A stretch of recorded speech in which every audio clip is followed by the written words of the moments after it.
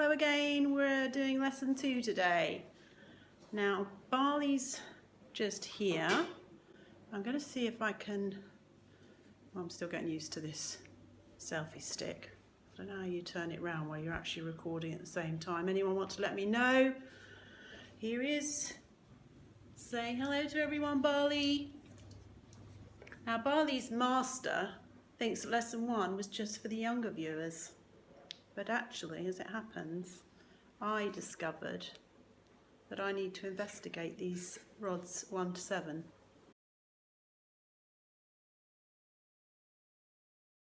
So what I wondered was, can I make a reasonably regular shape with those 7 rods? And yes, I can. I had 7 rods, being an odd number. So I made a nice rectangle, 4 by 7, which makes 28 squares. In case I didn't tell you before, this is centimetre squared paper, and each of the Cuisenaire rods is exactly so many centimetres long. So the black one is 7 centimetres. So the message is, I'm still learning, so you can too.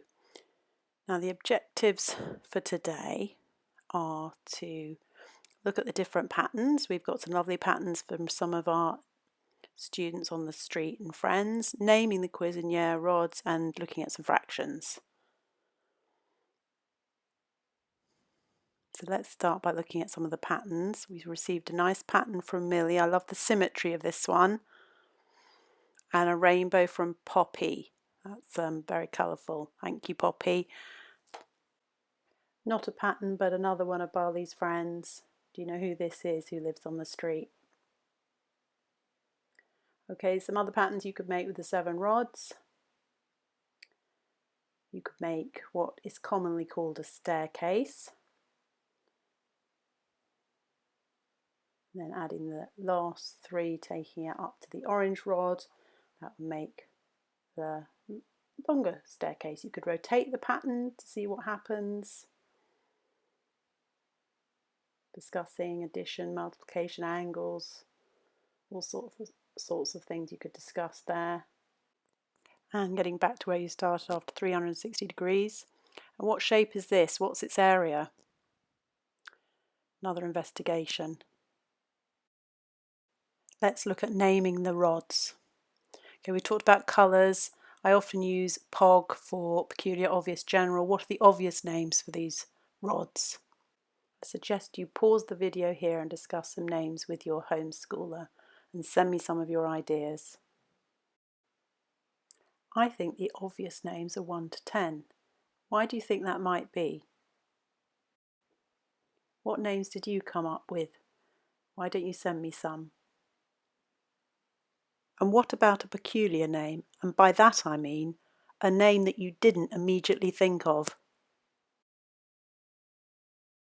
We could start with the orange rod being 1, the blue one being 9/10 down to 1/10. And a general name, well, we're getting quite advanced here. Again, you could pause the video and discuss this. The first one could be N, and the next one 2N, and so on. Let's look at some Cuisenaire rods and fractions. Barley's going to show you how he uses his Cuisenaire rods to find a half. Barley, come and do your maths. Come on. Yes, that's right. We've got to start getting some work done. Which one's the half? Ah! Well done. We're going to use the dark green rod to work out a half plus a third. Notice that we're calling the dark green rod 1. What fraction is the light green rod of the dark green rod? 1/2. What fraction is the red rod of the dark green rod?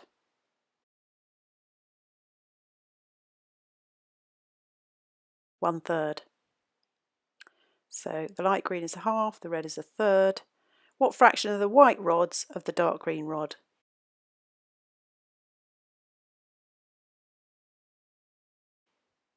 1/6.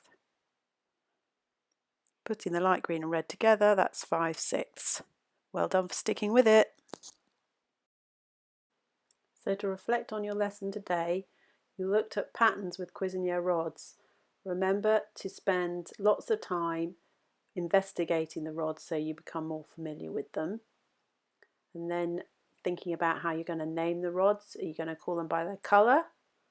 By how long they are? 1 to 10? Perhaps the orange rod's going to be a number 1. And then finally we looked at fractions. And we did quite a challenging question, but you could just investigate halves or a third. So you might like to go back and play the video again, pause it where you want to do further investigation. Have a good week. See you next time. Bye.